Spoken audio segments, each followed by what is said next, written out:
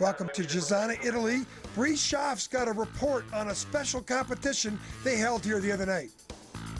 Thanks, John. We are here in beautiful Cesena, Periol, one of the most picturesque spots on the World Cup Tour. It's the end of the World Cup Tour, last and final race here in Cesena. We did something extra special this week. We had a World Push Championships. Gave these athletes the opportunity to go head-to-head and see who is the best of brakemen and drivers here in the bobsled world.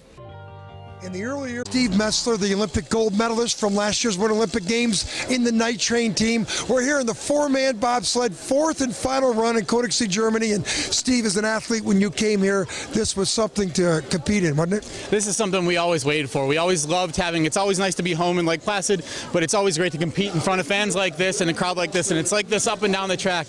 These guys are at the top of the track. They're excited. They're pumped to come down here. It's a real special place. So we've had 3 heats completed so far. Here are the highlights. It's a big lead for Manuel, and it's still doable for Holcomb to get in there.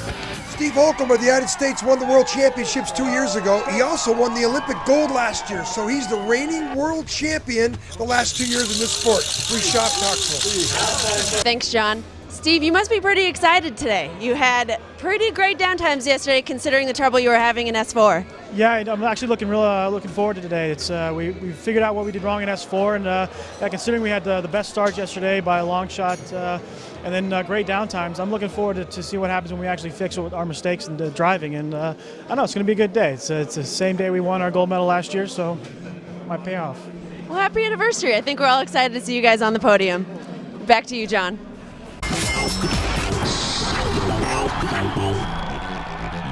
Welcome back to the Universal Sports coverage of World Championships four-man bobsled competition. I am standing in the snake pit. It is a combination of 4 turns that will make or break this race. Behind me is Snake 3. The idea here is to thread the needle from Snake 3 into S4 with enough pressure that you stay straight down that bend away.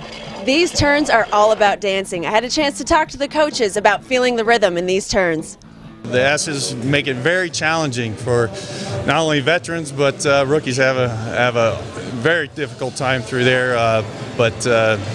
You know, it's just gonna who's got the rhythm today is you'll see the speed going into Kreisel. Well, it is constant hard work. You must be on the D-rings at all times, and the most important thing is staying with the lines and getting a good exit out of the 4th S. Well, it's like a dance, you know. You feel the rhythm coming through, and you can feel the speed taking it with you and coming out on the straightaway, and that's what you need. And when you feel that, you feel the speed. These 4 corners are going to separate the winners from the losers on this track. As the coaches said, dancing is critical, but the rest of the track isn't easy either. Let's take a look. Bree, you know, it's a short track, 1,278 meters. Well documented that it's not easy to get down. No, it's not. It takes a lot of finesse. We're in the first turn here, the Devil's Bend, setting you up for the 4-turn combination known as the S turns, the snake pit here. S1, you want early height, and you're trying to thread the needle into the next snake turn on into S4, which you want pressure left in order to get you straight through this bend away. You're going to take a typical tap right, and then left here, you want that left tap to get you early onto that turn right before Kreisel. Kreisel, you're going to have 3 pressures, and the most important one is that 3rd pressure. You want height on the end to cross you onto the 1st chicane so you don't hit left on the left chicane. On into Kelstein and Say curve, and the brand new Ecovon. This track was completely rebuilt in these last 3 turns. Very flat part of the track. You're not going to see a lot of time made up here. That's all set up earlier on in the track. Lowacker, good lines in the bottom part of this track. And to have good lines in the bottom, you have to have a good start. Bree Schaaf is up at the top, and she's going to talk to you about the importance of a 4-man start time. Thanks, John. I'm up here at the start where you're going to see the ultimate in choreography on ice. Here is where you have 4 roughly 220-pound individuals trying to fold into a really, really small amount of space. I call this the ultimate in meat packing. You can see the finite timing that it takes to load this sled. These guys practice all season long to get these loads right. It's a rhythm, and they all have to be exactly timed with each other. These are the clips that make highlight reels for years to come, and unfortunately for these athletes, they're going to have to see these clips over and over again. 4-man bobsled start, not as easy as it may look, especially here on such a steep start in Königssee. Back to you, John. Well, sometimes this choreography on ice that Bree talked about, it doesn't work out as planned. More sliding after this. Europe, not far from Berchtesgaden. Let's go down to my broadcast partner, Bree Schaaf. Thanks, John. As you can see behind me, the atmosphere here is unbelievable. Almost Olympic caliber excitement here at the World Championships. As you can see, this raucous crowd makes it very easy to get distracted here at World Championships. Between the crowd, the Kropfen, a specialty here on this track that it's known for, the German donuts that you can smell as you're driving down the track. The start here is very steep and you have to get in earlier than you think.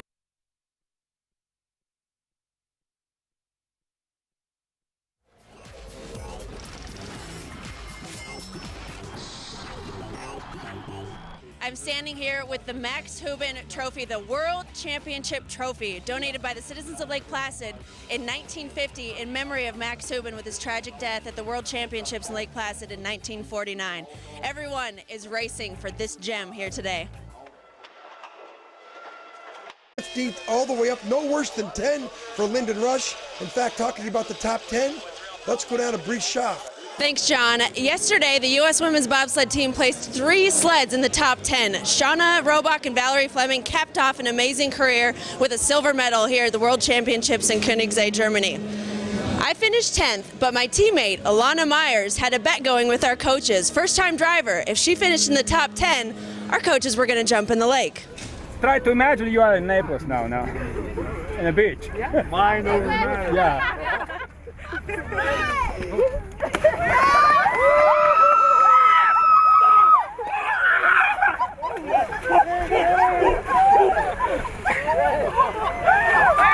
a round of applause.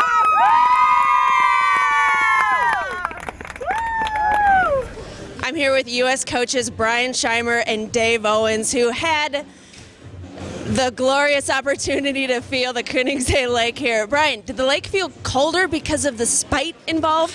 Yeah, still got the shivers going, but what a great tradition. You know, I actually volunteered to head coaches that if we had great results, we'd take that Gatorade cooler over the head, but a little bit different here in Königssee. There's a frozen lake out there that we could jump in there.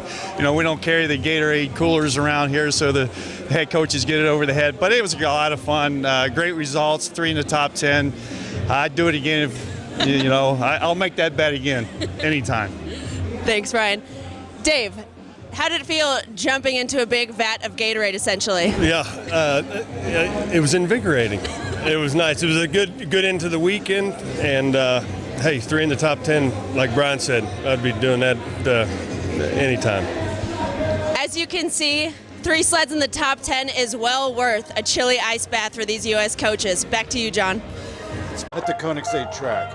Let's go down to a third member of our broadcast team, Bree Schaaf. Thanks, Sean. You can see behind me, it is absolutely gorgeous here in Königssee, but these mountains almost add insult to the difficulty of the track.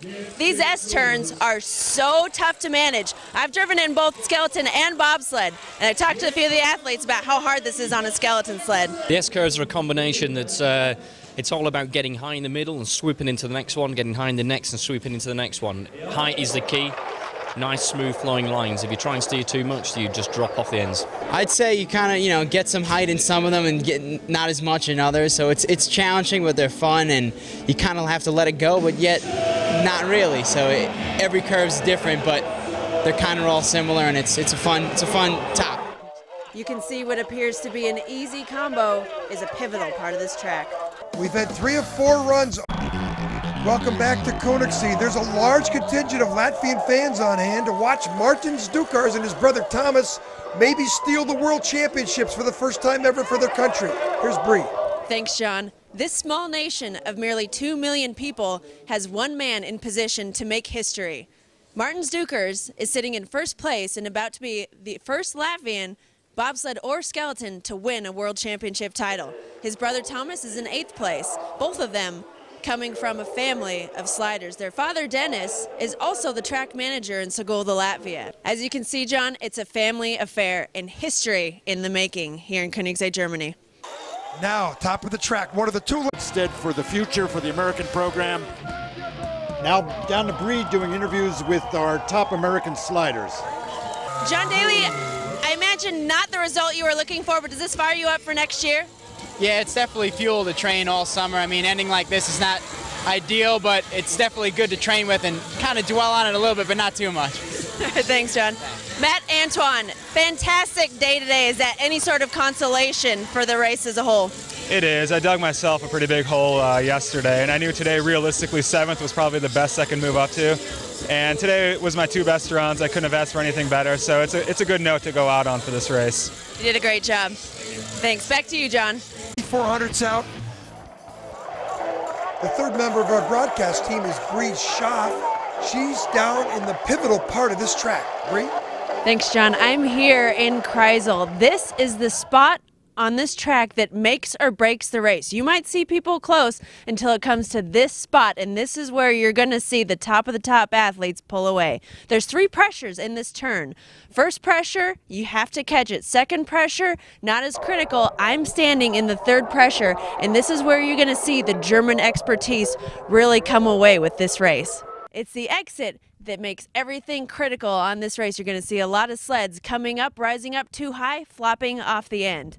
As one of the few people that's competitively driven a bobsled and a skeleton sled, I can attest to how difficult this exit is. When I was sliding skeleton, I was roughly 50-50 on this exit of Kreisel.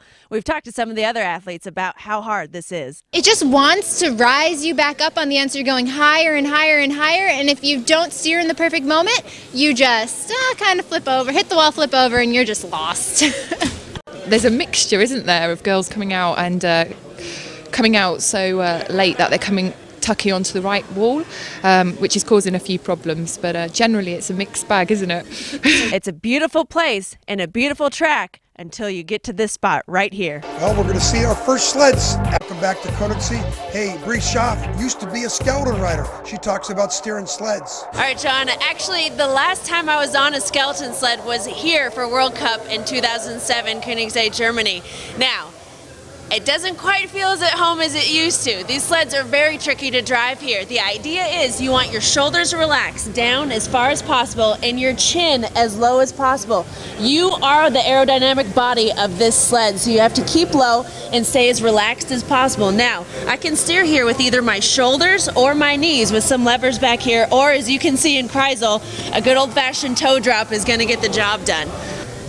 You know, John, there's a reason I left this sport in 2007. Felt a little bit awkward. I think I prefer this position. Recliner, just a little bit better. Back to you. Now up at the top of the